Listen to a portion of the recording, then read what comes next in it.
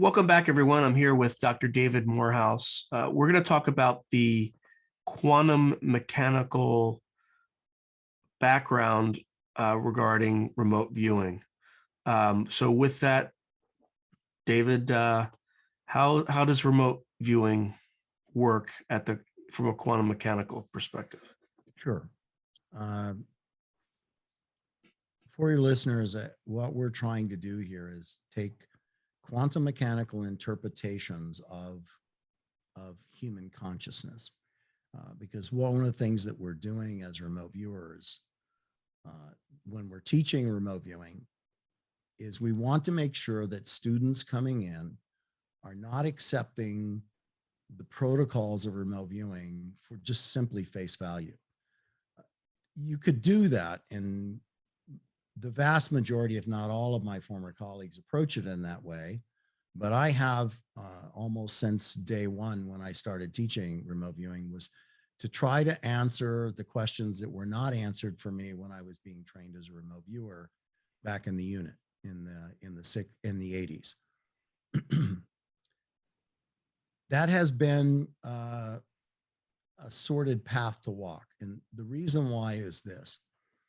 Back in the 80s and back in the 90s, and even at the point when I started to teach this, there were a lot more esoteric perspectives dealing with quantum mind.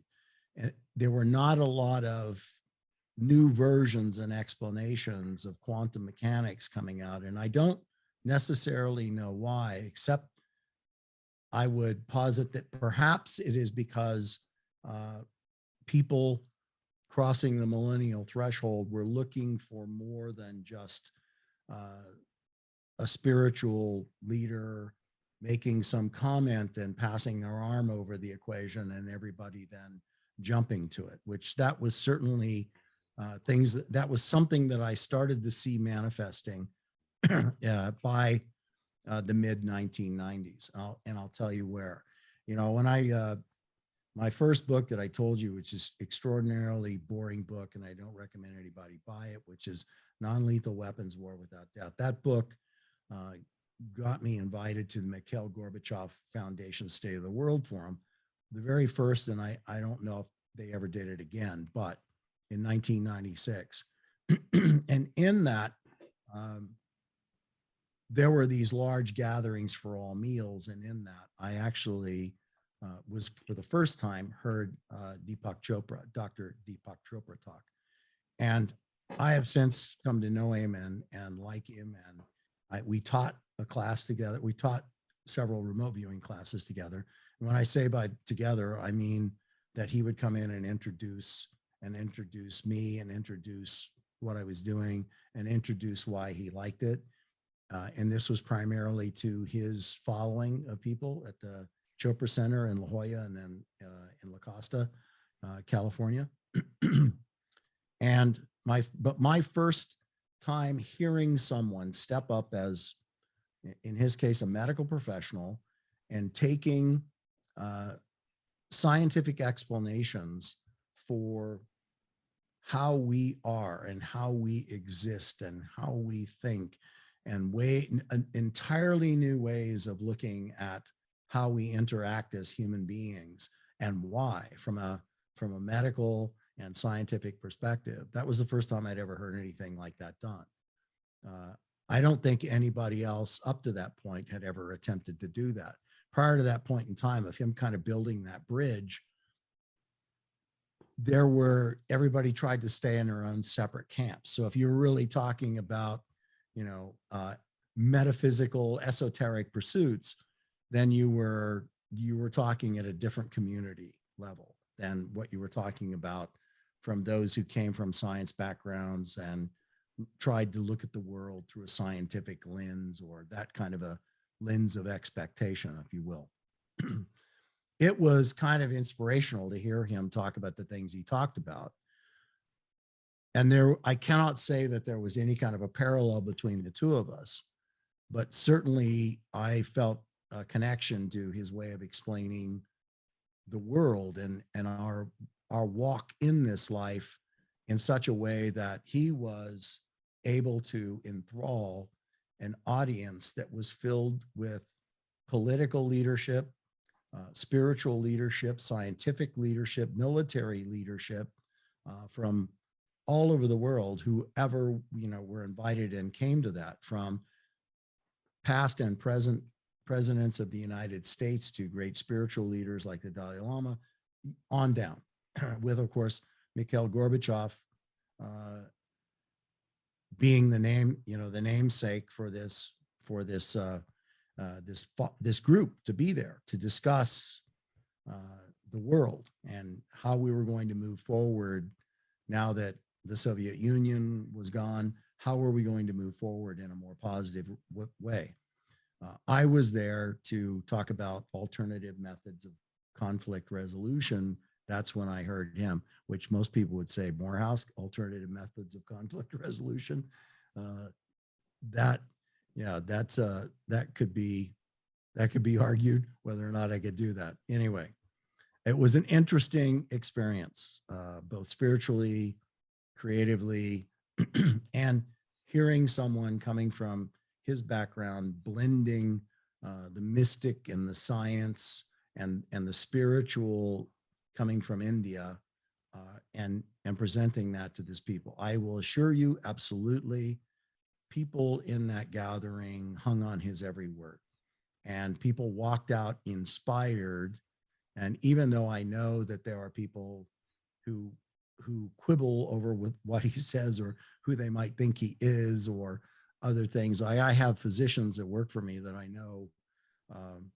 Some of them don't even know who he is, and others will know who he is and quibble over it, and others will know who he is and say, yeah, cool for him, kind of a thing. So he was one of the people that gave me my first ideas that this could be explained in this way. But now that is all taken off in the last 24, 25 years. And there are all kinds of amazing theoretical physicists who are coming forward and helping to bridge this gap that humans have over what is the quantum mechanical explanations for how human beings act or are able to access information in quantum mind, in consciousness, and how is that shared, et cetera, and what are the limits of it.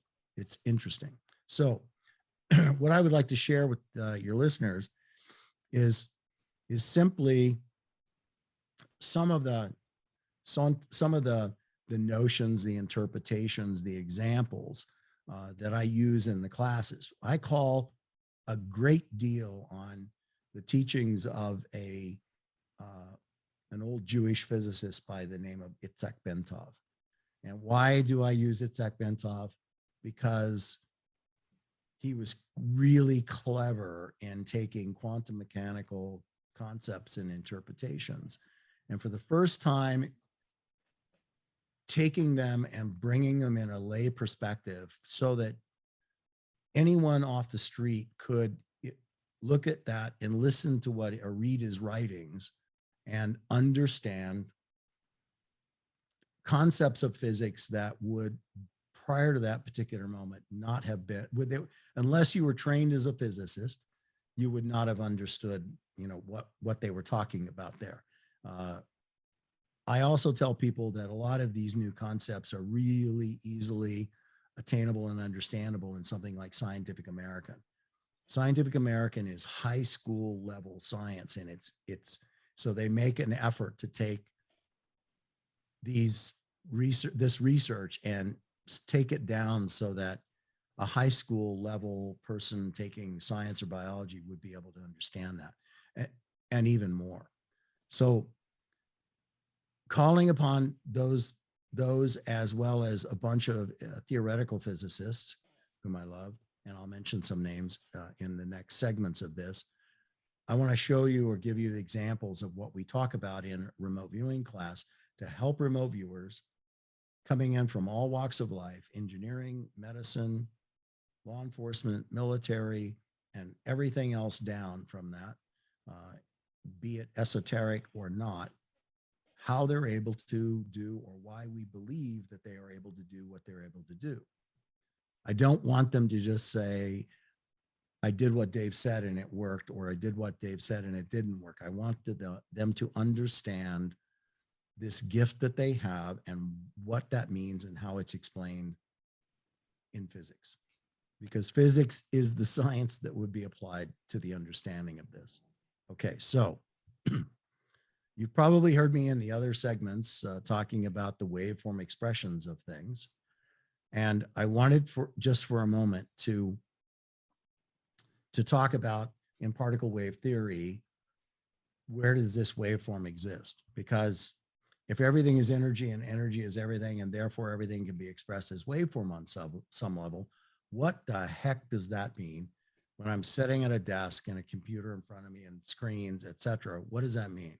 Where's the waveform in that? Aside from the fact that, to give perfect examples in the physical world in which we exist, is that these instruments, these organs called eyes, allow us to detect and decode and objectify the waveform expression of light all around us. That's how they work.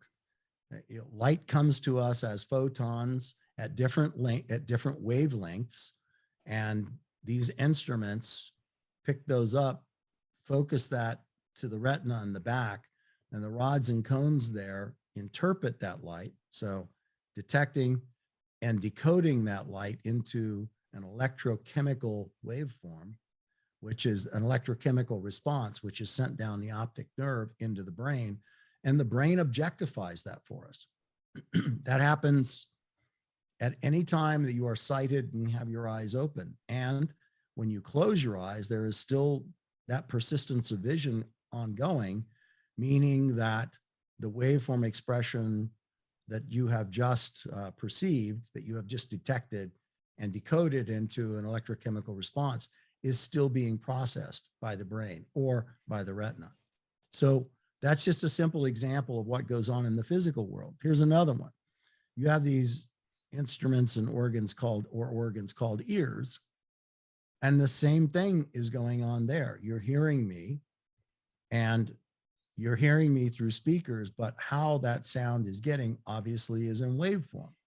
So it's coming as a waveform, and my voice is different than Sean's, as different from somebody else's, and it is easily recognized as his waveform voice imprint, as my waveform voice imprint. And they even now in law enforcement are able to detect stress in voice through voice analysis, stress, deception, all kinds of things.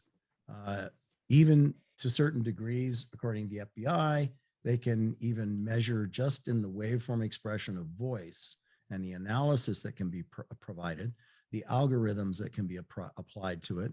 They can determine aspects of personality from that just in how it's coming across and being able to be detected and then decoded algorithmically and objectified, handed back to the investigator. So you are constantly in the process of detecting, decoding, and objectifying waveform expressions of things in this life, even tactile to a certain degree, like touching something with your hand that you find to be cold. At the subatomic level, at the quantum level, at a molecular level, you are, when you touch something cold, the reason that it is feeling cold to you is because there is a sharing of molecules back and forth there. So there's a piece of you that is in exchanging with whatever that surface is, which gives you that sense of cold or that sense of heat. Same when you walk out into the daylight sun and it is hot, there is a waveform expression of that radiant heat, that temperature, that thermal quality there. It's a waveform expression. You're not being clearly burned by the gases of the sun. You are being burned by a waveform expression of those gases from the sun. So that is a tactile expression of detect, decode, and objectify of waveform. In hearing again, you're hearing, and the cochlea and hammer of the stirrup are again forming based on the vibration in the fluid and all of the cilia inside of the cochlea. They are all forming electrochemical responses that is the decoding process that is then sent into the brain through the auditory nerve, which is then it is objectified into sound. Pleasant sound, not so pleasant sound, loud sound, not so loud sound, right? It is minimizing to a certain degree, but it's exactly what's happening. So we are instruments walking and moving through the physical world that are constantly in the process of detecting, decoding, and objectifying waveform expressions of things. Now, this idea that this waveform exists everywhere, what's the thought experiment that we can create for that? So there is a statement that's put out in quantum mechanical interpretations of the atom, if you will, which does not follow the classic Rutherford model that came out of classic physics, where you see this little nucleus and electrons spinning around it, right? That in quantum mechanical physics does not exist. That Rutherford model is false. It doesn't exist that way. It doesn't have that kind of a construct. Now, but what I want to do is get your head wrapped around this idea of 99.9% space, which is a quantum mechanical perspective of the world around us, saying that everything, the chair you're sitting in, the desk in front of you, everything, including you and all life around you and all inanimate objects around you, are 99.9% space. That is a bizarre concept. Not so bizarre, maybe when put into this framework. So if I were to ask you, how many atoms in an orange? You would really have no way to create a thought idea of that, some concept around that. You may be able to come up with an estimated number, 10 to the whatever, and say it that way, but that doesn't help. We're trying to come up with an idea for everyone listening here, not just a physicist or somebody else, what this 99% space, 99.9% space means. So atoms in an orange, you would have to blow this orange up to the size of planet Earth. So now if you're standing on this orange, which is the size of our planet, you would be able to find the atoms that make up that orange at that scale. They would appear as grapes. Okay. About this time in class, sometimes somebody will raise their hand up and go, Concord grapes or the little tiny champagne grapes? Damn it, doesn't matter. Grapes, it's a thought experiment, okay? Orange, size of planet Earth, atoms now are the size of grapes, okay?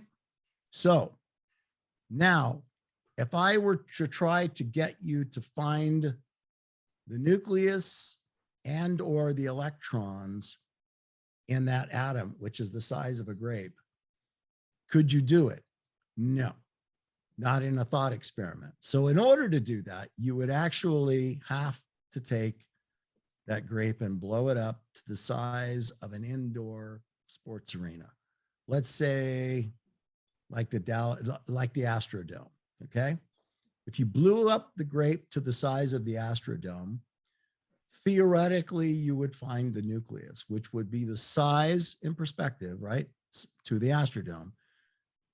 Theoretically, the size of one dried pea cast somewhere erratically, right, just chaotically into this astrodome.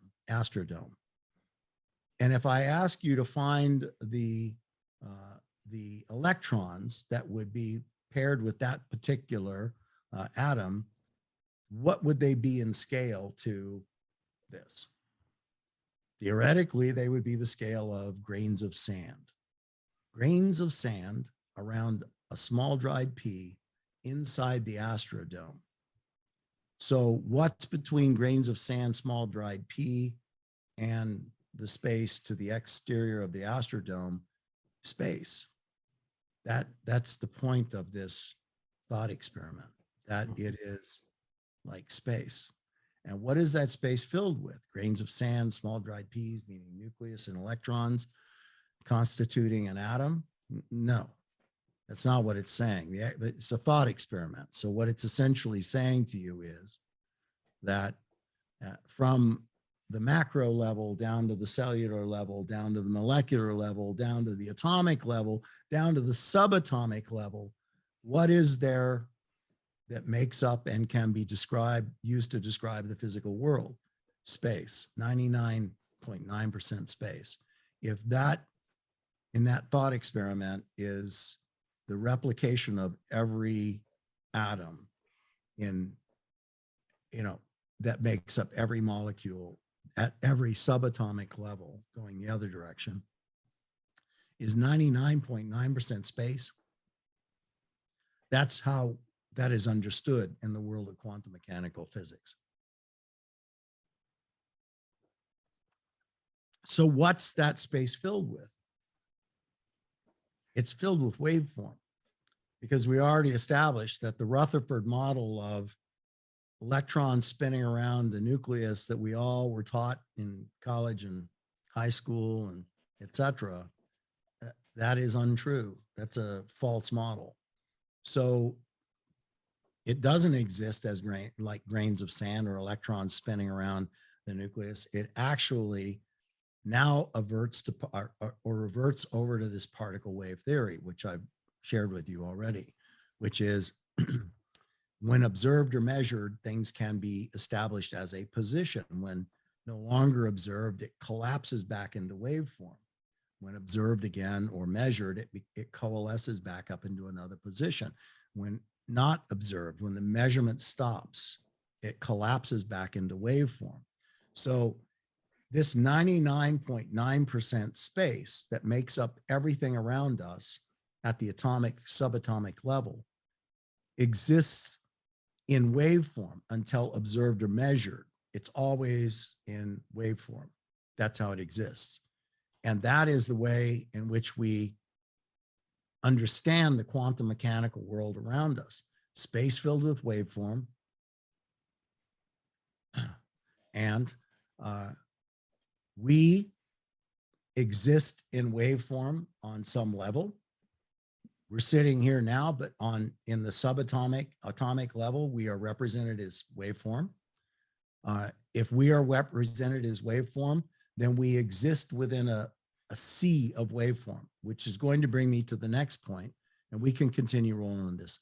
I want to now take this 99.9% space and this concept of waveform, because you've heard me several times here use these words: omnipotent, omniscient, omnipresent, and eternal as an additional qualifier there. And I've said that if it is holographic, or not holographic, but if it is omnipresent, because it travels by every possible path. Well, what does that mean to us as an individual standing here, or an individual standing in the next room, or an individual standing halfway around the world, or at the top of the world, the bottom of the world, or off world? What does that mean? Well, the guy that posited one of the greatest explanations, which is why in the lexicon of remote viewing, you hear this term, holographic matrix field. Now, holographic matrix field refers to the concepts and the experimentation and the writings of Itzhak Bentov. He wrote a book once upon a time called Stalking the Wild Pendulum. Excellent book. I cannot tell you the number of physicists who have come into some of my lectures and come up afterward and said, I read that book. I read that book, and it was that book that made me want to be a physicist. I love it. It was that book that made me want to be a physicist, although I was well past my sell-by date to be one. So I just love the book. So I'm going to share with you another thought experiment that requires two artificial aspects to make it happen. One is there is no gravity in this experiment. I'll explain why. And two, When I say that a particular body of water is going to be frozen, it's frozen. So if I talk to you about the creation of a hologram before I get into that thought experiment, most people have no idea how a hologram is made. It's really made with coherent light, and it's made with light that is chaotic and light that is still coherent. And it is how this light is lensed and reflected around, and how, you know, there's a reference beam and a non-reference beam, and how those beams, which have disrupted light and the other which is coherent light. Coherent light is like a concentrated stream of electrons guided by a self-generated electromagnetic force, which could be like a high-powered microwave, or it could be a laser. A laser in this example is what's used to make a hologram. A shot of a laser goes to a beam splitter. When it hits the beam splitter, it splits off. When one, which is called the reference beam, it simply goes over and it hits a reflective mirror, and it comes back over and it hits the holographic photoplate, okay? The other beam splits off, goes through a lens, which distorts the waveform. It's no longer coherent. And that disrupted light hits a subject, like let's say a human form, and then it bounces off of that onto the holographic film. Now, that holographic film, the way it was just made with a reference beam and the non-reference beam, it makes a hologram. And a hologram in literal form means that if you pick up that holographic film and were to break a corner of that holographic film off, and then shine the reference beam in the back or the non-reference beam in the back, don't quote me on forward or backwards, but both beams are shined from one end and the other end. What happens is the hologram that is contained in that holographic film presents itself outside. And it's not a portion of the hologram, it's the entire hologram. That's how a hologram is made. So it means that the waveform expression of that image is contained anywhere within that film. So now let's go to Itzhak Bentov's explanation, which I hope you'll like that better. If I have a body of water, remember, no gravity, and I have to be able to freeze it when I want to freeze it. Say I got a body of water. Let's say it's an above ground swimming pool. Make it whatever size you want it to be. If I pick up different objects laying around at my feet, let's say I pick up a Tonka toy from a child, and I toss it into the pool. The mass, the density, the texture, meaning the shape, the velocity and the angle of entry of that object thrown into the pool will create a distinctive waveform unique to that object. It's not a general waveform. It's unique to that object based on mass, density, texture, meaning shape in this case, and the angle of entry, as well as the velocity with which it's thrown or tossed. Because there's no gravity in this example, that waveform now, when it hits, it comes out in concentric rings, and it will go hit the sides of that swimming pool, right? And when it hits the sides, it reflects or rebounds back, and it will keep coming back and forth and back and forth because there's no gravity. That waveform will stay as is in its amplitude and its frequency, and it will keep hitting. But as it keeps hitting over time, let's say 60 seconds, what starts to happen is it begins to intermingle, right? That waveform is everywhere because it's hitting, reflecting, it's coming back and crossing and blending and still going the other direction and crossing and blending. And that's what will happen to it. Now I pick up a football, shall we say. Oh, no, that won't be good. It floats. I'll pick up a giant piece of cinder block, and I toss that in. The exact same algorithm applies. The mass, the density, the texture, the angle of entry, and the velocity with which I throw it will all be manifest in the waveform expression of that object as it goes into the water. Now I have a cinder block waveform different from the waveform of the Tonka truck, and it is doing exactly the same thing. It is now instantly blending with the other object's waveform. It hits the sides of the pool and bounces back again, right? And it keeps coming back and forth until both of those waveform expressions are completely saturated in this body of water. Now, if I pick up another object, a stone, and throw that in, if I pick up a plate and throw that in, if I pick up anything and throw it in, everything I throw in creates its own unique waveform based on the mass, density, texture, angle of entry, and the velocity of entry. All of that is translated into the amplitude and frequency of that wave. Now, if I've got 8 or 10 things in there that are now intermixed, each one gets 60 seconds to completely saturate itself around the pool, that waveform expression can be found where? Where I threw it in? No, it's everywhere in the pool, in that body of water, because the waveform is not dissipating, it's there. Now, if I were to take that body of water and freeze it instantly, that waveform, all of those waveforms would be frozen instantly in position. If I were to stand that body of water up and hit it with a sledgehammer and it fractured into 1,000,000 pieces, if I picked up the smallest of shards, would the waveform expression of all of the objects that I threw into that pool be contained in that shard? Yes.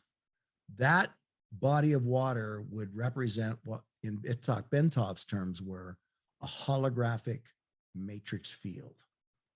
Matrix field, long before the movie The Matrix was ever even considered, okay?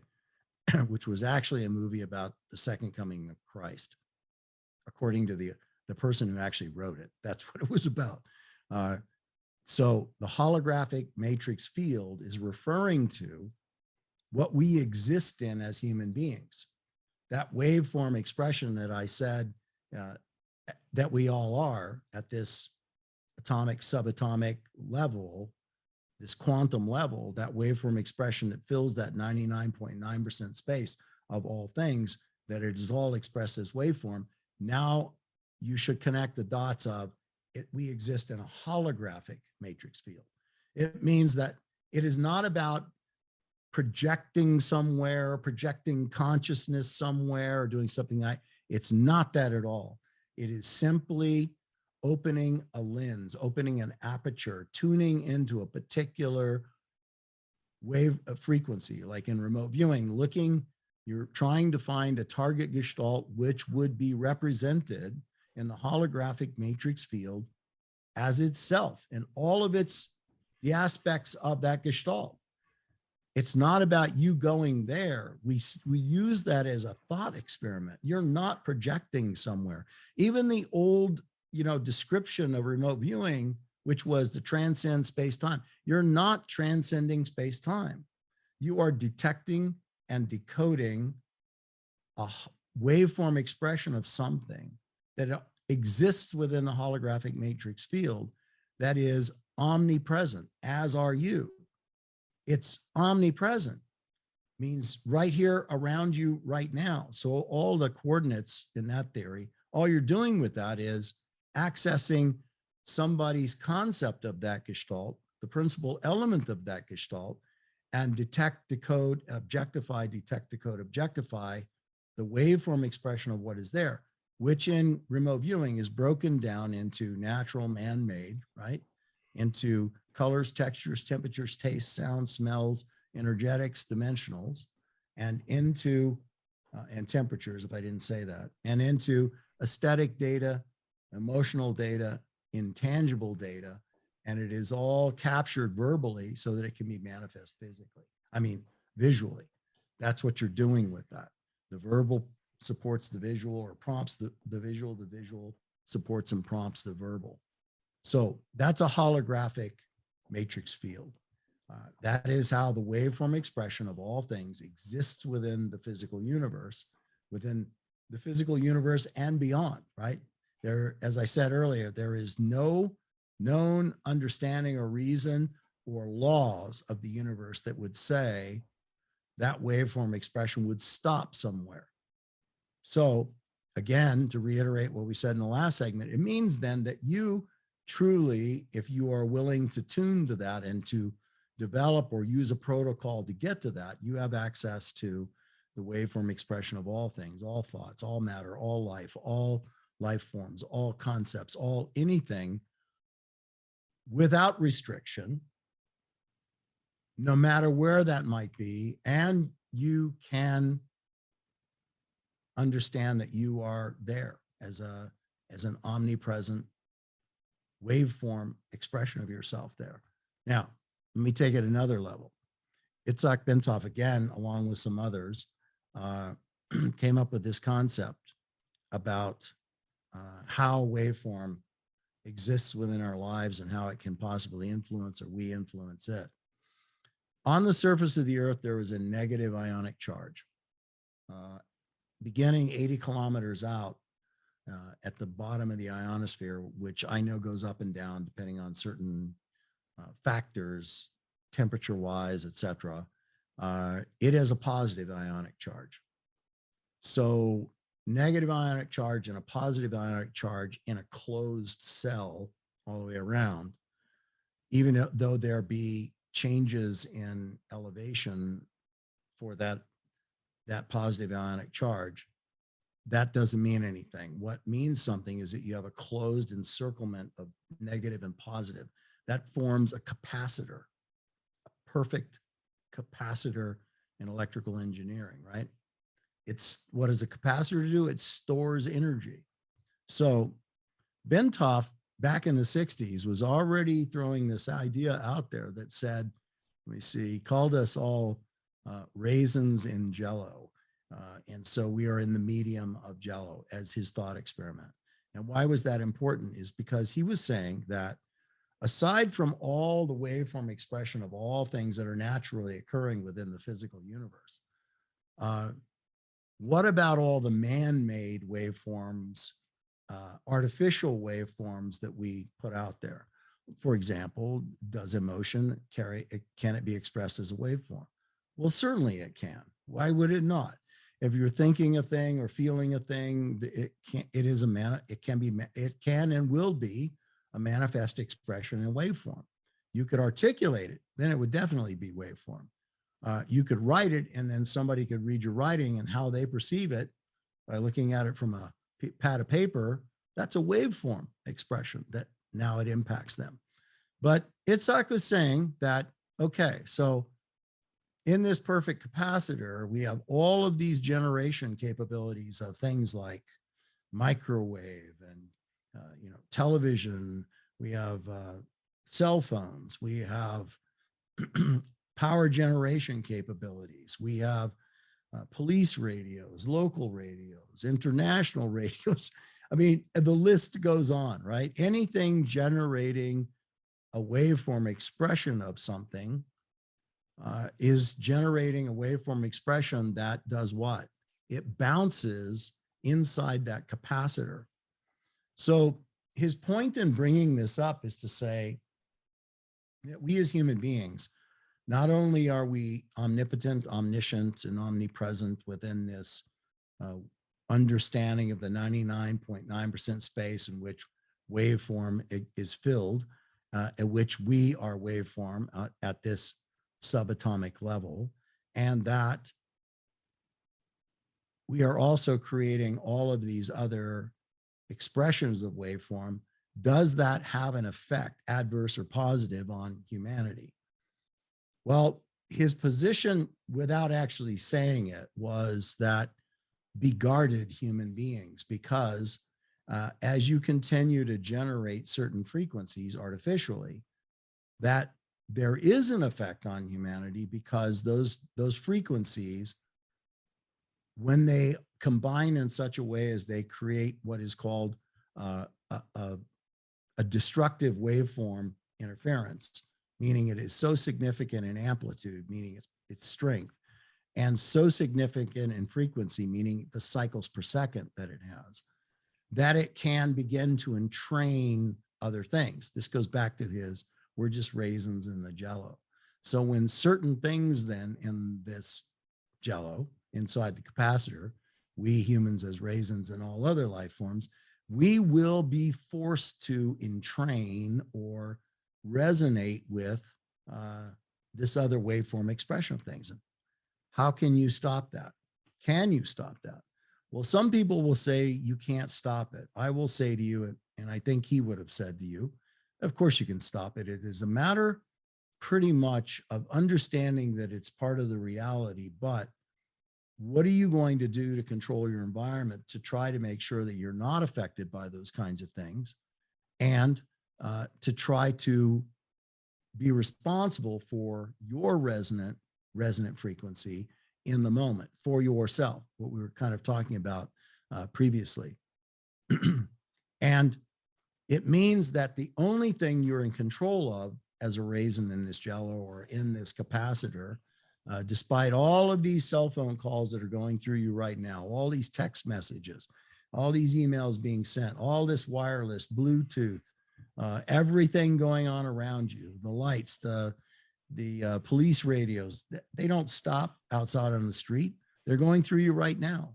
All the ham radio transmissions, all the military traffic, foreign and domestic, is going through you right now. Those waveforms do not stop. They are there. Maybe not in a level, because somebody said to me once in a class, well, wait a minute, then what do you mean about the range of a radio? The range of the radio is determined particularly by either line of sight, but also the sensitivity of the equipment designed to detect, decode that frequency. So whether or not the instrumentation on the receiving end of it has the ability to continue to detect a wave over time, right, as it diminishes in some fashion, that is not pertinent to this question. The issue is that the waveform, even if it becomes in a diminished state, it's still moving through you, and it will continue to move through you indefinitely, theoretically. So again, are we polluting our environment to the point that we can't control it? Some will say yes. I'm going to tell you again that I will believe that only if we surrender to that and say we're not responsible. Should we try to do certain things to protect ourselves from the waveform these artificial expressions of waveform? Yeah, I believe we should. How do you do that? There are lots of ways. There are lots of ways.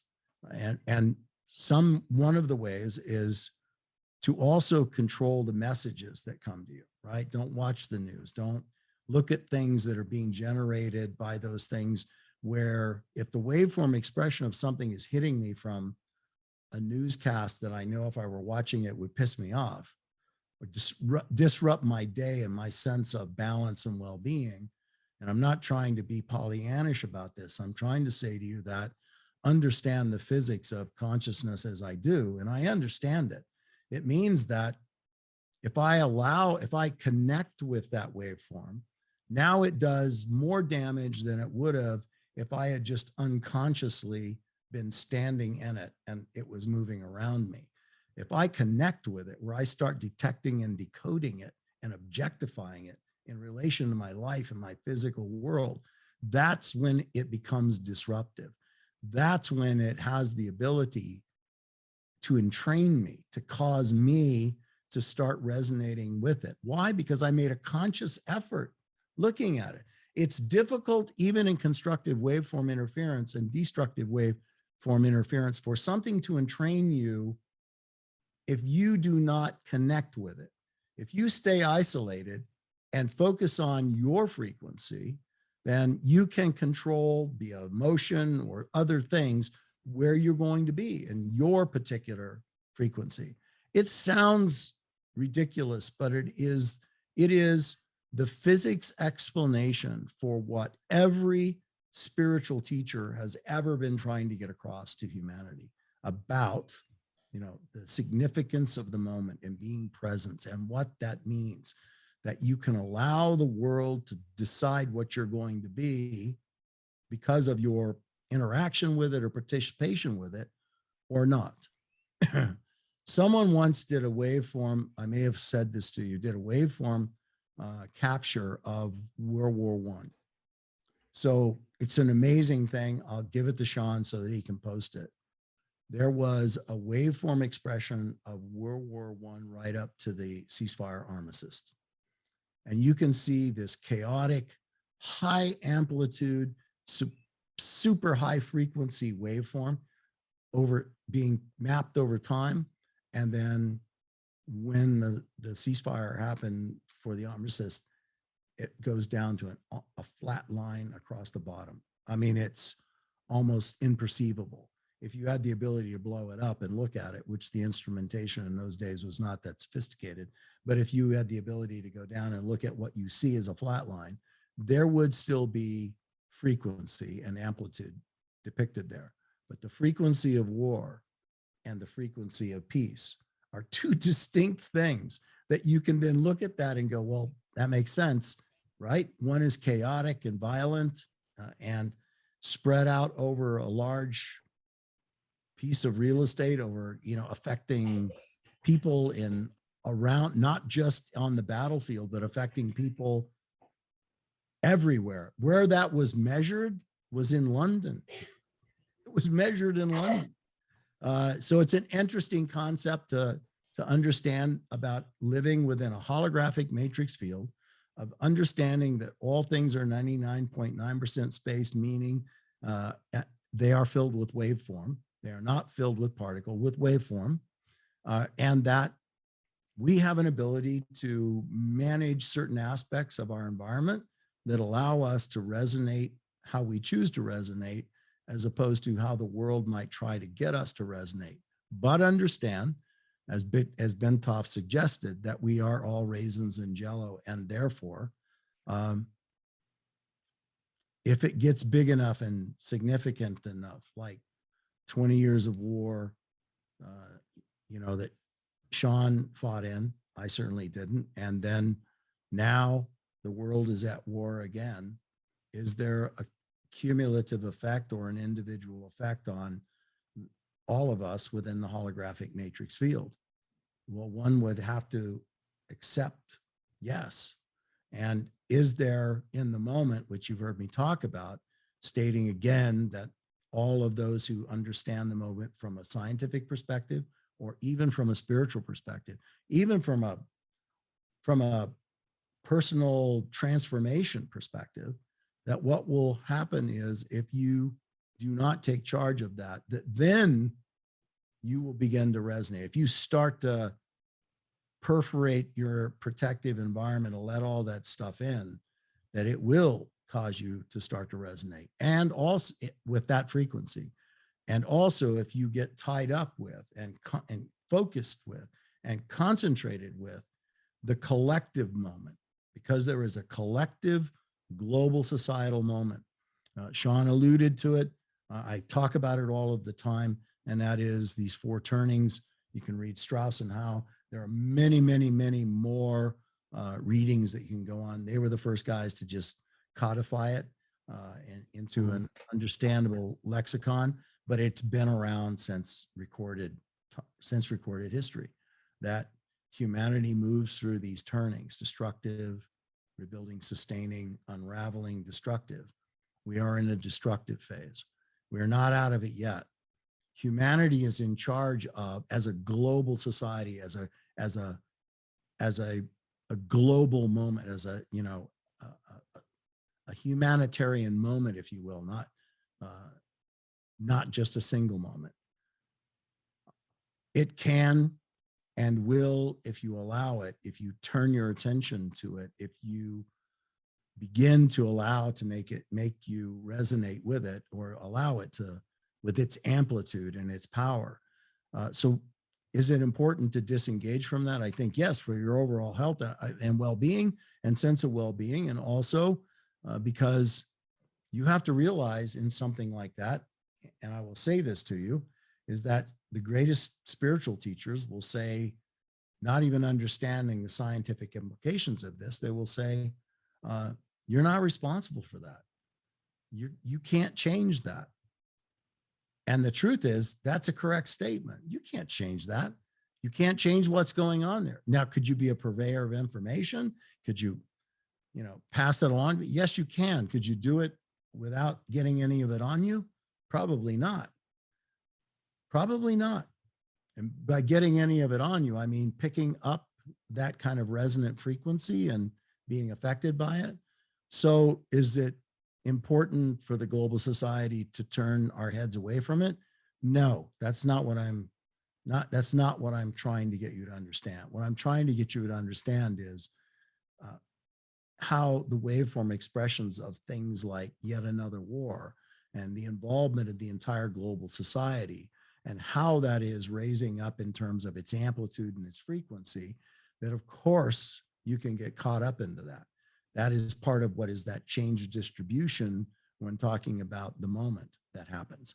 The thing that skews potentials from being part of your reality, from maybe one that you weren't expecting, or it's less desirable than one that may have been lined up to become part of your reality, if you're following me on that. And your best bet and act of survival is take care of you, take care of the ones you love, take care of those things. And the theory is that if you do that, if you resonate powerfully in that way, and the people around you resonate powerfully in that way because of you, if the message you purvey to listeners, to onlookers, is a message of promise and possibility, a message of understanding what they're in charge of and what they're not, the theory is that that then can pick up its own powerful resonant frequency, such that, remember, raisins in the jello, it can start to create a chain reaction once it reaches a critical mass. Back in fission theory, critical mass is defined in lay terms, I think 10%. So if it's 10% of any given population, I know some have different percentages on that, but 10% in any given population is supposed to represent a critical mass, and a critical mass brings on a chain reaction. And that chain reaction means then you could, in that theory, change the resonant frequency of what else is going on. It could, if you reach a critical mass of knowing, not believing, that frequency could be powerful enough to start micro adjusting, and then, intermediate adjustments, and then maximum adjustments throughout other elements of the global society. That can happen. If you don't believe that or don't ascribe to that, it's okay. I understand that. But anyone that's involved in these things like remote viewing for the purposes of going from believing to knowing, or people who are involved in it because they want to play a role in changing the ideology of a nation by changing the ideology of children, to let them know that they are empowered beings, that they were, gifted with abilities that were proven at SRI, that have been proven scientifically in psych and in pediatric psychiatry elsewhere, have been talked about, have not been disputed, but the disputes are minor compared to the support for those ideas. That if you empower them with that, and we already talked about the neural capacity for memory of human beings, how far that is, right? 1 exabyte, up to 1 exabyte. And the expectation is going to go far more than that.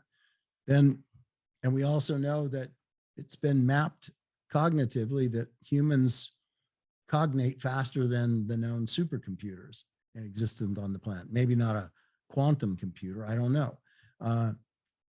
And as I said to you in the previous episode, that neuroscientists who are being honest about where the science is right now are saying we really have not even begun, to crack the shell on what humans are capable of doing. And we don't really know or understand fully how humans cognate or how they store.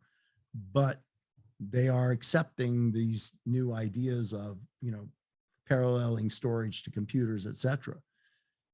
So those are some concepts that I wanted you to just understand about waveform, what it means when someone expresses the notion of a holographic matrix field, how you understand that we exist within a capacitor and we are still influenced and have access to waveform expressions of things outside of our capacitor. And we, in our capacitor, can still influence and tie into the waveform. In other words, it's not completely stopped or contained by our capacitor. There has to be some that leaks out, but it doesn't seem to dissipate what's here. And are there ways for you to protect that? Yes, we discussed some of those. If you want to read more or ask Sean to have me back, I would be happy to address other questions. There is also just the notion that if these waveform expressions exist in all things everywhere, then that is what we're talking about in your ability to access the waveform expression of other civilizations, of other lives, of other consciousness, of other elements of consciousness, and of other beings and their thoughts, all those things. Does it require our understanding of their language? No. Why not? Because it's a waveform expression of something, and it's going to be detected and decoded by our brain. And when it's detected and encoded by our brain, language is not an issue. That waveform expression will be interpreted on some level, and your biological brain would toss that. If it can't understand it fully, it will toss out other references for it.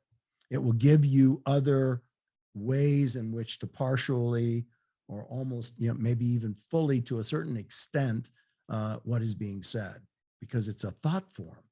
Recognizing that some other life form might think differently than we do, there are still common elements like survival, procreation, etc., that would be in those things that we'd be able to detect, decode, objectify, map, pattern, establish patterns, analyze patterns, etc. So I probably didn't want to talk about the fact that communicating with aliens. I just wanted to share that idea again with you about or just are no limits to these understandings, these waveform expressions of things. Two quick questions for you. One, I'm going to go all the way back to something you said earlier. It's just more of a clarification. And then the second is a question that was raised by something you said in a previous episode.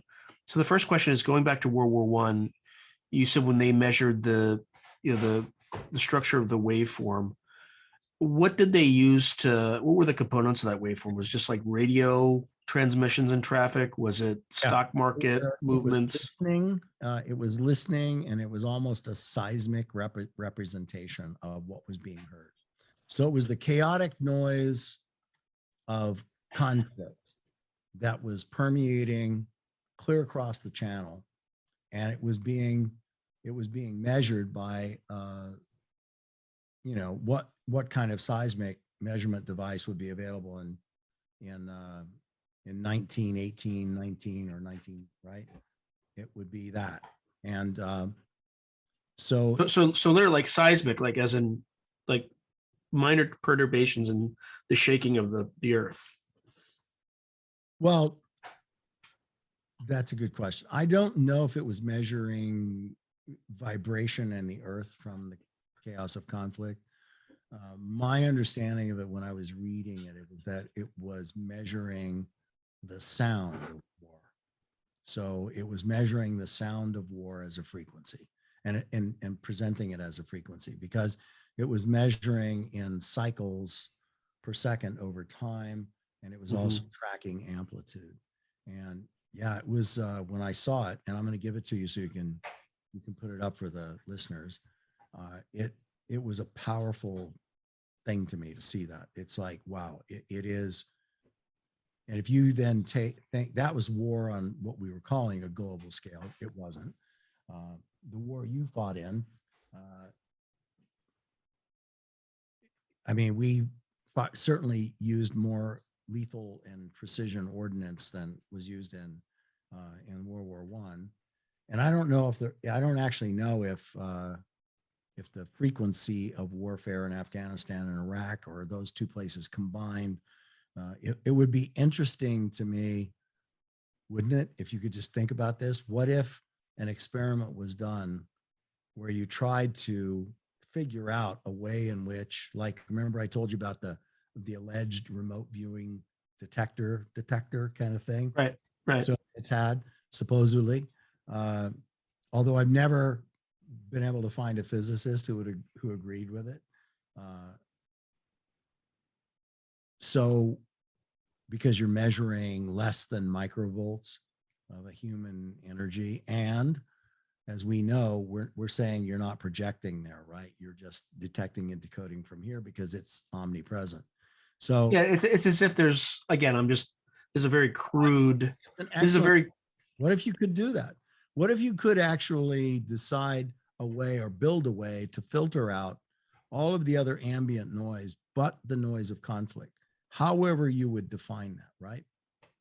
And then see that as a measurement, to me would be fascinating. Look, there have already been measurements of the ability for a global resonant effect of people. Let me give you an example.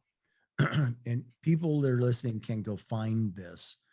I can't remember what it was called, but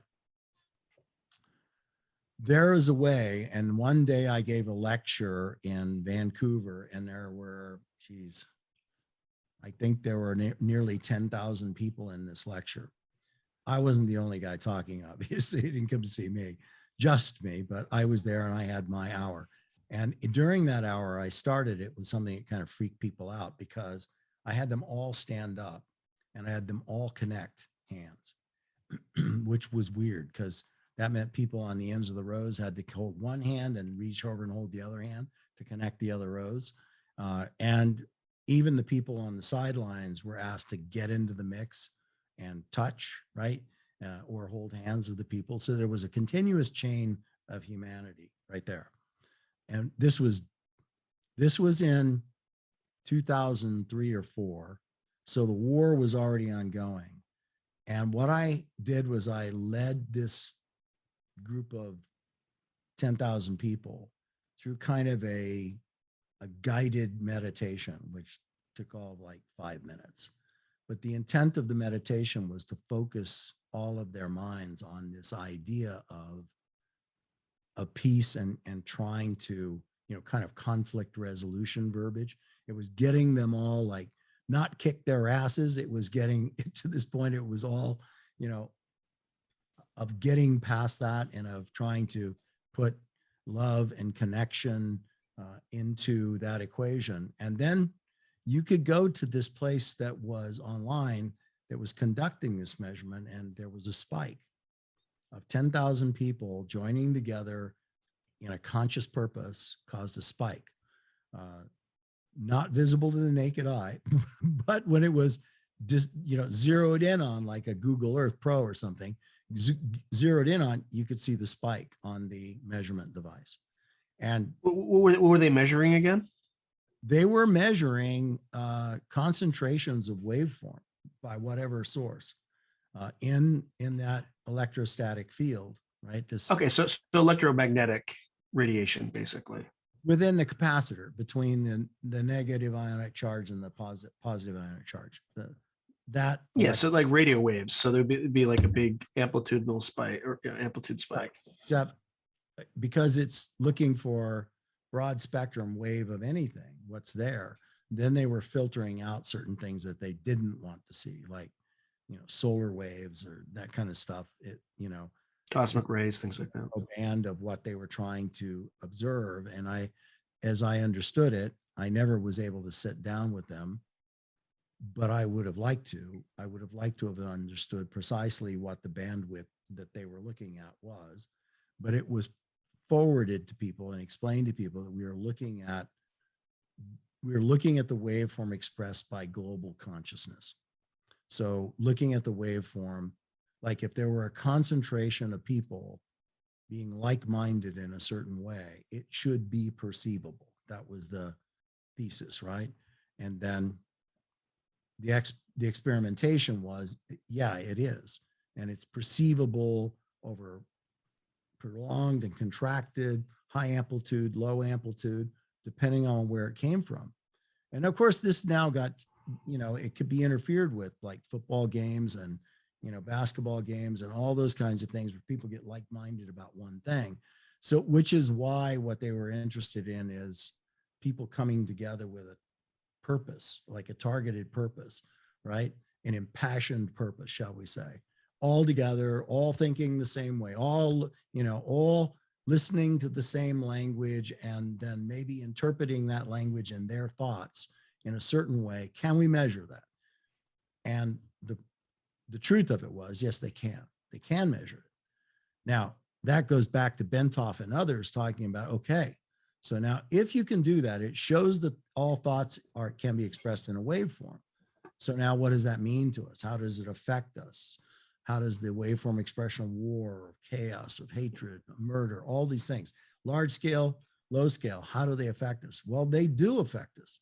And there is a cumulative effect, which is why all of these masters, all of these people preaching mastery and or talking about being responsible for yourself in the moment, they're all saying that, but they don't have the bigger scientific picture about what that is and why. So you're not able to tell somebody why they're supposed to be doing this. Eckhart Tolle, and I taught at the Omega Institute years back. He's still there. And I remember, because I was there at the same time, as another instructor, I went and walked into the back of the room and kind of leaned against the wall just to listen to his message, which I found really, I found it interesting. To me, it wasn't new news, but to a lot, it was new news. It was, the power of now. And his entire delivery is about that. In fact, in order to bring people back consciously now, he has a bell that he rings, which means a lot in a place like that. To me, it was, yeah. And to you or most listeners, it would be like, okay, quit ringing the bell. But he was ringing the bell to get people's focus back to right now. Stop wandering and worrying about lunch, or damn it, did I lock the car, or, etc. He would ring the bell occasionally. And I think he was reading the faces of the audience. Now, there was a Q&A as he was talking and stuff, and he was like day 1.5 into a 5-day deal. And there was a microphone positioned at the center aisle, and if people had a question, they were supposed to walk up to the microphone and ask the question. So there was a line of people standing behind the microphone, and people were talking about, clarifications and, for, understanding more perfectly what he had been teaching for a day and a half. And finally, a woman in her 60s, I would estimate, gets up to the microphone and she says, look, are you ever going to get off what you've been talking about and get on to the next thing? You ever going to move on in this? And he just picks his bell up, ding, ding, ding, like this, and everybody in the place got it except her, which was, then you missed everything that I've been saying. Stop worrying about what's coming next. Listen to what I'm saying to you now, and understand the power of now. How, if you're focused on that, how different you can make your life. Same thing, it's like the landmark forum. I think I mentioned this to you. It's like, if you understand what's going on in the landmark forum, it's all about what the whole teachings of Eckhart Tolle are about. Not Eckhart Tolle, of Werner Erhard, are about the emotion and the energy that you give to things as they are part of your reality. And because they're only part of your reality for a fleeting moment, and then they're gone. As you experience them in that moment, it's gone. Now, if you continue to resonate with that, the theory, the quantum mechanical theory, is that the next potential and exponential and exponential all start to drift in, because of they're trying to line up based on they want to resonate sympathetically with the frequency of energy and how you're resonating in the moment. And it's a fundamental idea that if you choose to resonate chaos or anger or hatred, that you're going to create more chaos and anger and hatred. You're not going to create it. It's just out there in an infinite field of potentials. but you're going to Mhm. drive the moment into it, right? And it's going to start lining up for you. Grasping that notion is, for me, from a scientific perspective, made far more sense than, than reading books and listening to all these spiritual teachers who never looped it together for me. That's not to say that they didn't find their audience, because clearly they did. I mean, people, flock to listen to Eckhart Tolle talk about what he's talking about. And I don't know necessarily that people, flock to remote viewing, but these kinds of concepts are taught in it. And they're taught in it because I want you to understand that if you're going to embrace this and do it, you need to understand where it comes from and why you're able to do what I'm telling you you're able to do. Otherwise, you're just accepting what I'm telling you on faith, and you're believing everything that I'm telling you you're going to be able to do based on the belief that what I'm going to say to you is true. I want you to understand the science behind it. And I'm not going to interpret the science for you as it might be in a physics class, right? As I've been, or others have been. I'm going to give it to you in a way that I think, the general population can understand it, because that's what's in the room often, trying to struggle with this stuff. And we were talking earlier, there are people that they're massively successful in life, right? Financially, but they have no intimacy in their life. They don't understand how to resonate with that frequency. They're so resonating with the business of making money that they give nothing to anything else, whether it's to the love of children or the love of a wife, or, all that entails. And then that whole piece comes crashing down around them because they gave it nothing. They gave it no energy. They gave it no frequency, right? They gave it no amplitude. And in so doing, they just caused that wave to flatten for the other person in the relationship with them.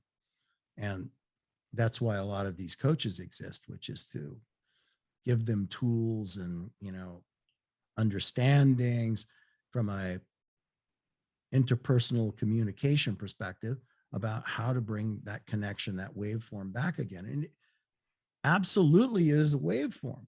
So it can be felt, right?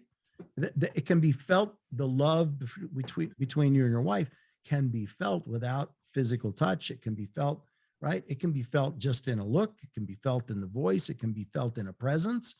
Of course, it can be felt, and it can be transmitted and received or not, right? Well, it's like being in a crowd before a riot. Like you can feel it, Good example. Yeah. right? You can feel it before it's going to happen, and you kind of know. Building and building. Yeah, and even in combat situations, as you can feel it building. You can feel it. It's why you see. It's one reason why police officers come into the classes a lot, because they survive on the streets intuitively quite often. My son is a police officer. He's a command sergeant major in the military police corps, but he's also a police officer, a detective. And when he was a patrol officer, he relayed a story for me one time of him chasing some suspects out of a metro building, and they ran around a corner, and there were two of them, and he was, of course, radioing for backup. But he got to the corner and he saw him disappear around the other corner, and he stopped. Something in him said, stop. He didn't know why. He didn't, it all depends on your modality of perception. He didn't hear anything. He didn't, see anything. He just felt it stop. He didn't understand what that was. But then an old gentleman of color came from around the corner and said to him, he goes, don't go around there. He goes, they have guns, and there's about 8 of them, and they're waiting for you to come around the corner. They're going to kill a cop. Don't go around that corner. There's an ambush. And then this guy just keeps walking. And my son was like, okay. My son was disappointed that people would actually hate a police officer enough to lay in wait to kill them when he saw his life at that time as being in service to all of them and upholding the law, etc. But that's what happens. And it was touching to me to see someone so pure in their passion and their motive for doing what they were doing, truly seeing themselves as a protector of them, right? And upholding the law. And then to think that the people that he was protecting would be willing to kill him like that, so savagely, right? It was, for him, it was a big awakening, point of, number one, why did that happen? Because he honestly said, I had not ever had an experience like that before, where I just suddenly knew I had to stop and I don't understand what it was. I'm like, Mike, what do you think what do you think I teach? All the time. Oh, that's it. And that's why, soldiers, sailors, airmen, Marines, Coast Guardsmen, law enforcement, state, federal, local, whatever it is, they all, live by these feelings. And in the medical profession, surgeons and doctors and other things, many of them would never admit it, but that's why there's such a large demographic in remote viewing training. Why? Because they understand that there is the medical interpretation of what they're doing and the science that backs that up, but they also understand that it is not an absolute, especially medicine is not an absolute. And every patient is different. And many of them believe in God, right? So they cannot ever find themselves putting things in simple, absolute boxes. They understand that interpreting a human being is part of their job, even though they have to express it in a science. They have to find the test. They have to find the diagnostic. They have to find the imagery. They have to find, the colleague conference on what's going on with this patient. And even so, there's still many, many, many of them that understand that there's a spiritual connection and a spiritual, understanding. It's why they'll tell family to come in and they'll say prayers aloud. I mean, it's because they don't really have a reference for other things that are going on. But if someone is, circling the drain in our parlance, they will tell family to be there, to be around them, to, this person could come out of this. And so you need to be around there and you need to be whispering and praying and talking and touching, and because that will make it, they're not gone yet. And actually there's no reason for them to be gone yet. You could bring them back, but they need to fight their way back. So get in there and help them. Now, I would be willing to venture a number and say, I'll bet you that 8 out of 10 physicians would say that to a family, given that scenario. 8 out of 10, without question. I mean, I've known some very arrogant ones who would step back and go, I would never say something like that. Okay, you wouldn't. Got it. It's a strange world, this, we find ourselves in. I've told you about skeptics before. I just want to tell one more story and then we'll maybe segue into another teaching point here. Is that, and I'm going to paraphrase this considerably. Michael Shermer is one of the skeptics in this world that I really respect him for a lot of things. And I'll explain why. He's a guy that started off in going to college, studying theology. And he had, I don't know what he intended to do with it down the road, when a priest or a minister or something, but he was in there. He was a Christian and he wanted to know more about God and Christ. And that's what he was doing. The only thing he skidded out of that for was because, as I recall, he had to learn to speak Aramaic, Hebrew, and Sanskrit, and read Sanskrit and stuff like that. And he had no interest in doing that. So he changed majors over to psychology. And when he got into psychology, he got into experimental psychology, and he got to see a lot of experimentation and the results. And that was one of the places where he started to kind of get this jaundiced view of things beyond the physical. Why? Because they were measuring people who were making a lot of claims that were either typically unsubstantiated, delusional kinds of claims. You see that a lot. And then that you see enough of that, and then you begin to be that way yourself. You start to see trickery, you start to see illusion, you start to see ulterior motive and all these different things. And when that happens, it changes the lens through which you see the rest of humanity. And everything sort of kind of fits within that lens. After he graduated with a PhD in psychology, I think experimental psychology, he actually became a competitive cyclist. He looks like an athlete, became a competitive cyclist for like 10 years. And during the time that he was that competitive cyclist, he was also part of this, PsyCop, which I think is something for the investigation of paranormal, something, whatever it is. This was the thing that I told you, I think this is the greatest, group of skeptics that have come together.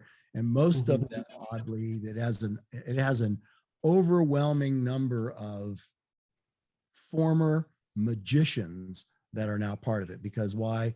Because they equate everything that's being done as an illusion. And if you say that you can bend a spoon like Uri Geller or Bert Stubblebine, and they can create an illusion that says, here's how that, look, I can do it too. So if they can make an illusion, then their description of what you're doing is it's an illusion. You're just putting a trick out there. And even though there's more than one way to do one thing, right? Exactly. But that's not within their reasoning cycle. So there were 4 of these guys that called themselves the four horsemen of the apocalypse for a reason. If they caught somebody that was not living within the rules of humility of their ability or scientific understanding of or explanation of the ability, etc. If you stepped outside the bounds of the lines, like I always throw out for remote viewing students, not 100% accurate, never has been, never will be. So don't ever step up and say it is. Never trust the results of a single remote viewer operating independently of other remote viewers. So by God, don't ever step up and say, you remotes viewed the end of the world, and so therefore, everybody be afraid because I'm telling you it's happening. Well, no kidding. And 3, that it must always be used, if it's used properly, in consonance with other methodologies, other research or investigative, diagnostic, or something else. Now, does that mean you can't use remote viewing for yourself? No, it just means that those 3 rules apply no matter what. And if you're going to take it outside the confines of doing a blind target or double blind target, then you must be courageous enough and honest enough to say, my findings are experiential. They're experiential, therefore anecdotal. They are not, I cannot stand up and tell you their level of accuracy. And I did it by myself. So it's experiential. It's an experience, and I'm describing it anecdotally. Can you do that for yourself? Of course you can, as long as you remember rule number 1, 2, and 3. As long as you remember that, and you don't start turning around telling people whatever it is you did. So that is what's taught, and that is really critical to do. But back to Michael Shermer. So he writes also he writes for the Skeptical Inquirer. I think that he founded it, and he also used to write the Skeptic Perspective for Scientific American. This is where I actually kind of fell in love with this guy's what he's doing because of how he presented some of the stuff, and I could find my own skeptic interpretation of his skepticism, because I come from a different perspective. Now, I wanted to share this with your listeners because, and you can go find the whole article. It was in Scientific American. He wrote it. He gets married. He's getting married to a woman from Germany. And wherever their house is, it doesn't matter. But a box of stuff comes from her family in Germany, which includes a transistor radio that her grandfather used to listen to sports or music and stuff like that on. And she always has a remembrance of that happening, and she is connected with that. And that radio connects her to her grandfather. And she's as skeptical as he is, according to him in this article. And so he said, I just thought, because she said the radio didn't work, that I would spend some time trying to make this radio work. And I would call back on my engineering prowess and figure this thing out. So he did. He said he looked in, replaced things because it was tubes and, soldered connections, did whatever he needed to do, and plugged it in, turned it on. He could get absolutely nothing from it. No response, no heartbeat. He said, I even subjected it to, what did he call it? Some G-force repair. So meaning he slammed it on the table. He did everything he could to try to figure this thing out, and he couldn't get it to work. And he said he spent several hours on it. So he just rolled it up and he put it in the nightstand, top drawer of the nightstand, closed it. Next day, the wedding is to commence. Some people stay up in the house and other people go down to a place below the house, as I pictured it in my mind, where the actual wedding congregation was and where our wedding party. And then, his wife is going to walk down the aisle between these two large rows of seating. She does that. The wedding happens. They all come back up to the house to begin, the after party. What do they call that? There's a name for that. Forgotten. Doesn't matter. Yeah. Who would think of it? I mean, there's usually like a rehearsal dinner beforehand, but that didn't happen that I know. Not for his story anyway. But they came back up with a party, reception. It's called a reception. The wedding. So at the wedding reception, when everybody walks in, there's music playing. And so everybody's looking around. People are checking their phones. People are opening up their iPads, their laptops. Everybody's looking around like, what the hell? What the hell? Where's this coming from? And his children in the story said that actually started the minute she took her first step down the aisle. It started and it hasn't stopped. So Michael continues his quest to find the source of the music, armed with this idea. It started as soon as she walked down the aisle, and he goes into the master bedroom and he hears it, and he walks over, he pulls open the drawer, top drawer, and it's the transistor radio that her grandfather used to use. And now it's playing music, the kind of music he used to listen to. So he just picks it up and sets it on the nightstand there, doesn't do anything else to it, and closes the drawer. And he said he let his wife now know that was happening. And he said, my skepticism was really, really challenged at this time. Well, I mean, just really dumb question. What was its power source? Like batteries plugged in? He doesn't say that I recall in the article. I'm assuming that given the age of what it was, it could have either been D-cell or it could have been, DC. Mm-hmm. But to me, it wouldn't have mattered, because, it doesn't matter to the story, because the story is this guy who's so certain of his scientific understanding of things, tries to get a radio to work, can't get it to work, puts it in a drawer, dismissing it, right, and walks away. And his own children say, from previous marriage, go, as soon as whatever her name was started walking down the aisle, this started. So he said they listened to it, they couldn't believe it, but they left it on all night long, and it stopped at, I think he said 6 a.m. the next morning. It stopped. And he didn't go beyond that to try to explain why. He just said that thing did not work. No matter what I did, it did not work. And I don't understand why it came on, because I just don't understand. I can't explain it. And he was not willing to call it a coincidence, which I found odd. And he admitted that it challenged his skepticism completely to the core. And he let us all comfortably be with that without him turning around and going, all right, I'm a convert now to everything, you know, esoteric and outside, because he's not, which is one of the reasons I like him. I mean, I like the fact that he challenges things, and I like his progression through life. And I do. I respect him a lot. I've never had the pleasure to meet him. I think he can sometimes be one-sided in things, but I suggest that I'll bet you he's not so one-sided now. I mean, I'm sure he'll call a fraud, but I'll bet you he's not so one-sided about the waveform expression of all things and how that can be something.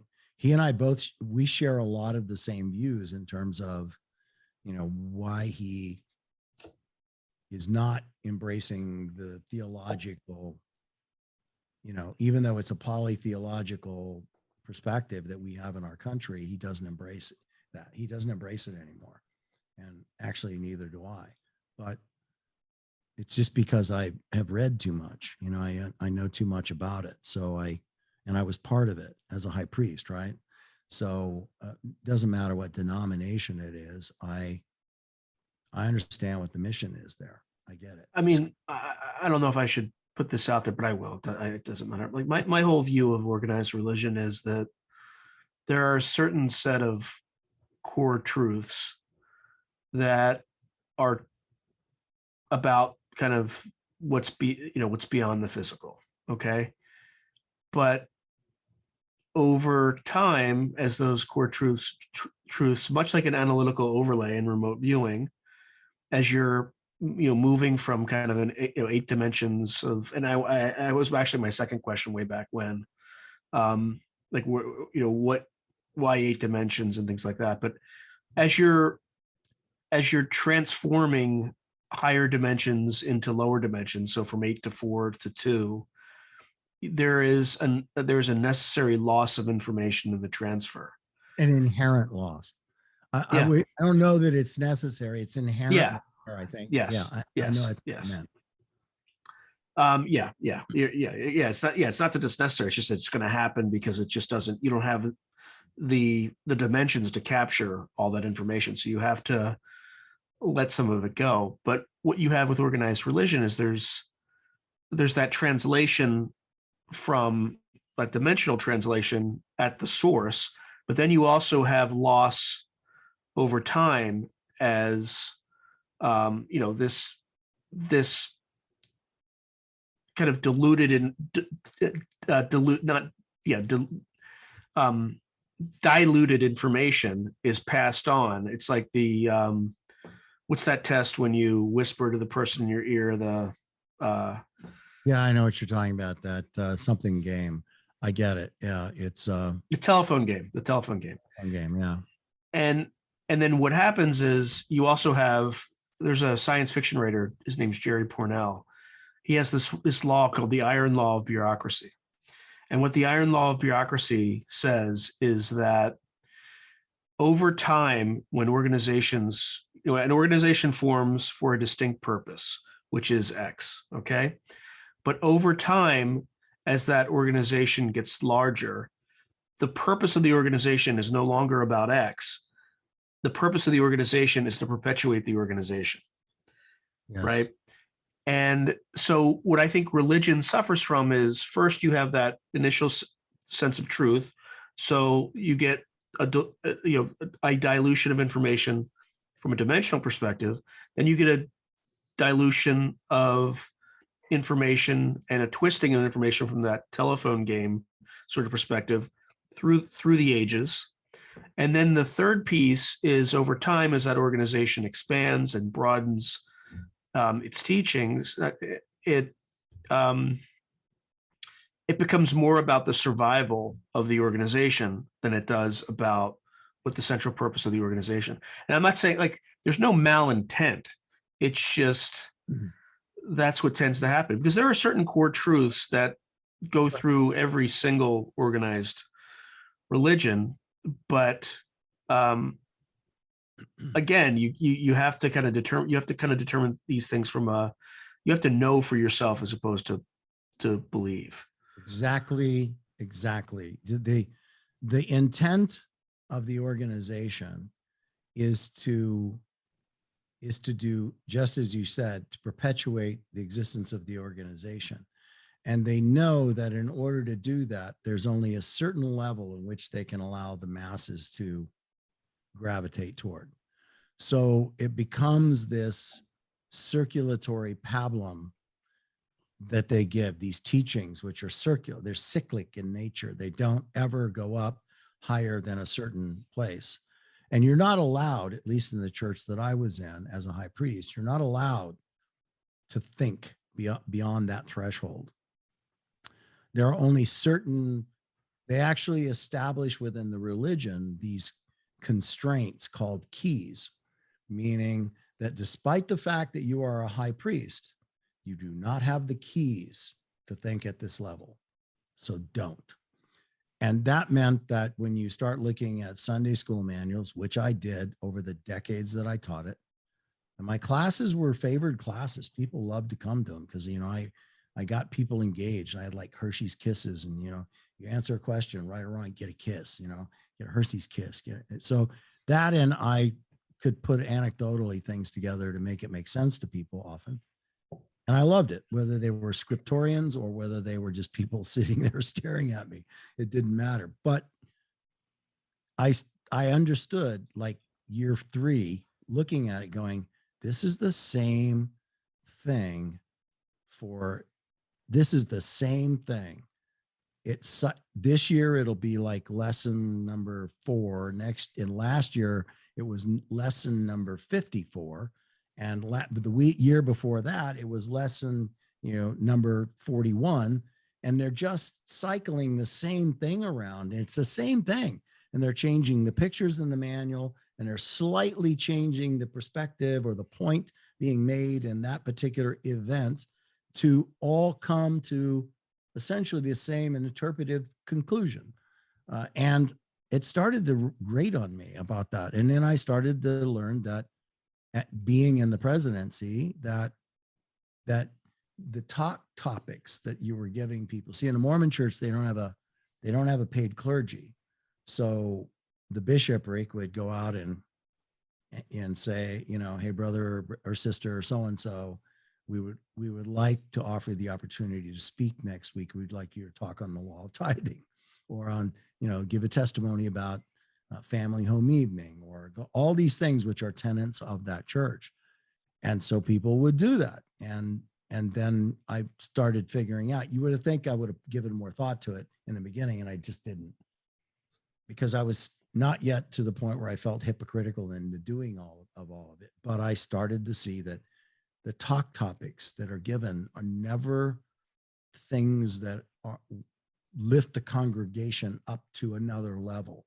They are all meant to keep you at a certain state of understanding, and to limit your ability to go beyond that. And every other organized religion that I'm aware of does exactly that. Few, if any of them, are ever something that wants you to explore beyond, to come to a new meaning and to commune with the Creator on your level, to establish that relationship and to understand that relationship and to bring that into your home and your family, right? And to do that. If I were to tell you one thing. Well, there is one, I'm not going to mention it, but it costs you. Oh, and in that church, in the Mormon church, Yeah. in order to be considered worthy to go. By the way, to be clear, it wasn't the Mormon church. It was another one, but Oh. I'll tell you offline. Yeah. Yeah. So to be considered worthy to go to the temple, in other words, to hold a temple recommend, you had to be a full tithe payer, meaning 10% of your salary had to go to the church. If you weren't paying 10%, you were not full tithe payer. Tear up your temple recommend, and you weren't going to go to the temple to do the work that's in the temple. So it is a business, is what it is. It's a business. And I get that. But it also, I know that it offers comfort to people, Mm-hmm. as all religions do on some level to people. It offers a sanctuary from the weak. It offers, to a degree, spiritual guidance and uplifting. In that particular church, it has its its own welfare programs and all those kinds of things. It's very It family. adds stability to civilization, right? It's a Absolutely. stabilizer. Well, until it's not, right? Well, yeah, there's some relation. Until I it's would not, say, it does. I mean, yeah, marching into, Christians marching in the Crusades yeah, into not so battle, stable. to say, your prophet didn't actually do what he says he did 650 years after, what was it, 650? 650 years after, ours was crucified, kind of thing. So all those things, I get it. I get it. And I'm not denouncing it, as I know you're not. I'm just explaining my position with it. And I understand from the level of the things that I'm talking about, at least for me, that I'm looking on a larger scale from just the humanity scale. If we are born with these things, with these gifts, and we have this neural capacity, clearly we were designed by whatever designed us and put us here for a purpose that exceeds where we are right now. And now maybe the intent is we're supposed to find our way over the next 1,000 years. I have no idea. I don't know. I just know that I think that the greatest gift that came out of these scriptures that we're talking about was the fact that humanity had free agency. That was the Yeah. greatest. Well, That and another random story. So when I was 6 years old, I went to Catholic school, and we used to have to come home and memorize the answers to. Subsequently, I learned it's the Baltimore Catechism. So I was a Catholic kid, and there was this one question, and my dad used to, help me out with this. It was, why did God make you? And I still remember, God made me to know him, to love him, and to serve him in this world so I could be happy with him forever in heaven. And 6 years old, my dad said, how do you know that's true? And I said, I was kind of taken aback. I said, because Sister George said so. And he's like, how does she know? And I'm like, and it kind of shattered my worldview at 6 years old, but he's like, and I don't like my dad is he was like a math, he's like high school, he was a high school math teacher, and very direct, and like didn't mince words, and not very philosophical. And it's like, where did that come from? But it really underscores why it's important that you know for yourself rather than just accept what somebody's telling you. Now, part of learning and operating in the world is that you have to do a lot of that in order to just get by. Because if you question everything, you're not going to get anywhere, right? But on the most important questions, where there's the least evidence, I would say, or the least concrete physical evidence, because you're talking about something beyond the physical, right? So by definition, you don't have physical or a proxy for physical evidence. It's important to ask these questions and try to understand. So yeah, it is. It very much is. Um, I think that in terms of just some quantum mechanical interpretations provided to help people understand what viewers are doing, I think that's probably sufficient. And if they wanted to know more, take a class. And I'm not trying to sell the classes. no, but And I think you've done like 6 episodes. So if someone wants to learn more and wants to take a class, where should they go? well, first of all, I think you have to decide if remote viewing is for you, because I don't think that it's necessarily for everybody. Remember what I've been saying. If you're going to learn coordinate remote viewing, or some people are calling it applied remote viewing, controlled remote viewing, unless they've changed the structure, it's all coordinate remote viewing. That was what we were using as a military intelligence collection tool. Where they get it is up to them. If they want to get the science and the why, the explanation of why, I do that. If there are others that try to do it, like there's the Core Potentials Academy up in Vancouver, Canada. I don't know if they're going to teach remote viewing again, but when they do, or if they do, I have a very good friend who was a former vice president of Sony Music. His name is David Hughes, Hughes. Dave and I are really good friends, and he teaches it precisely like I do. He even uses my slides. He speaks like I do, and he teaches it, only better probably. There is our Remote Viewing Europe, RVEU, that is based out of Zurich, Switzerland. And the guy that's doing it is Johan Niklasson. And Johan and I are very good friends. When I first got out of the Army, I was kind of his roommate. He and I and his girlfriend, we were roommates in Göteborg, Sweden, where I taught a lot of Swedish and Norwegian people how to be remote viewers. He has a good class. It's set up as a learning management system. It's basically taking that book, the Remote Viewing Complete User's Guide to Coordinate Remote Viewing, which was the manual that I wrote. And that's basically that.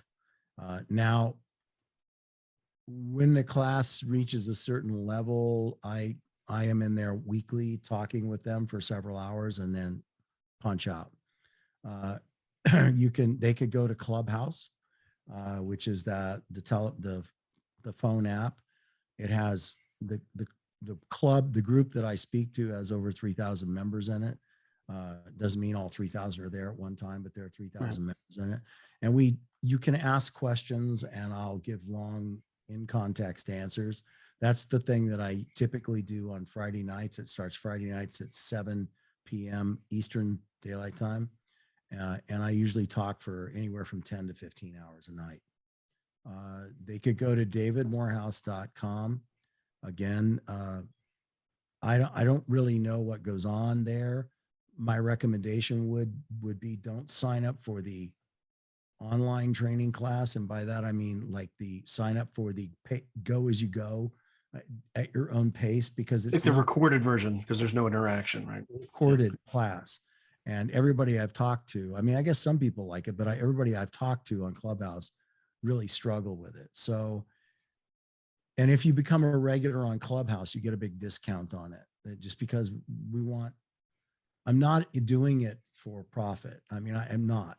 I have my own businesses. I do other stuff, right?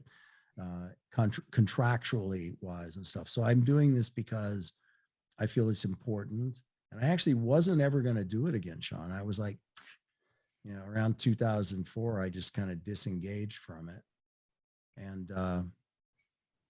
And then this guy, Ted Abramson, I told you, got me interested in Clubhouse. He was like, you got to do this. I don't want to do it. You got to do this. I don't want to do it. I'm busy.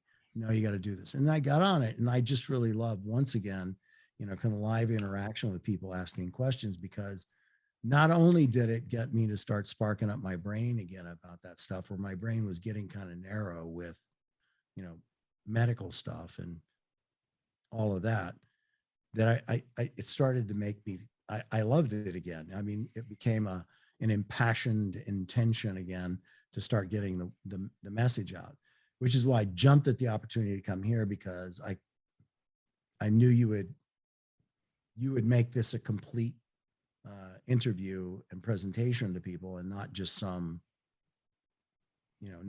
well, we got to pack it into an hour. Well, we wouldn't be able to pack it into an hour, right. would be worthless. So, which is why I don't do that. So the fact that you were, open to doing this and you wanted to do this for your listeners, I know it's a lot of work for you, but it's going to be you're giving them a great gift, all your listeners. And all you listeners, support this guy, with your likes, loves, and whatever is required, because not a lot of people will do what he did to get this information to you. We could so I wanted to tell you that and express my gratitude for that, and acknowledge, your courage and your willingness to do it, because not a lot of people would. Back to the physics. I mean, if you want to know more, I can, we've already talked about books you can read if you want to know more. And if you want more explanation about it, come to a remote viewing class, come to one I teach. The ones I teach that are going to be like Zoom classes, those are at the davidmorehouse.com website. They're listed there. next Zoom class kind of thing. So you can see what that is, or you can find some of my former colleagues out there. I can tell you that some of them are charging upwards of $5,000, $6,000, $7,000 for stuff. And I think their normal things are like around $2,500. I will say to you, be wary of some of the charlatans that are out there that are claiming to be remote viewers. They're using the term coordinated remote viewing or controlled remote viewing or applied remote viewing. And the truth of it is you have to look for the pedigree, who trained them, and understand that. Because as Sean and I have been talking and telling you guys, is that every interpretation loses something and loses something and loses something. So you want to try to get as close to the apple tree for a teacher as you can, whomever that is. And then I am certain that you will get value out of it. It will change you in ways you won't expect it to change you, but it will change you. All right. Well, David, thank you very much. And I definitely at some point in the future will very likely have you on again. We'll talk afterwards about, ways to do that. But I appreciate it. And I hope everyone enjoyed the episode. Like and subscribe, by the way. I need subscribers. So thank you again. Thanks, everyone. Thanks for listening. Thank you, Sean. If you enjoyed this video, hit like and subscribe, and I'll see you next time.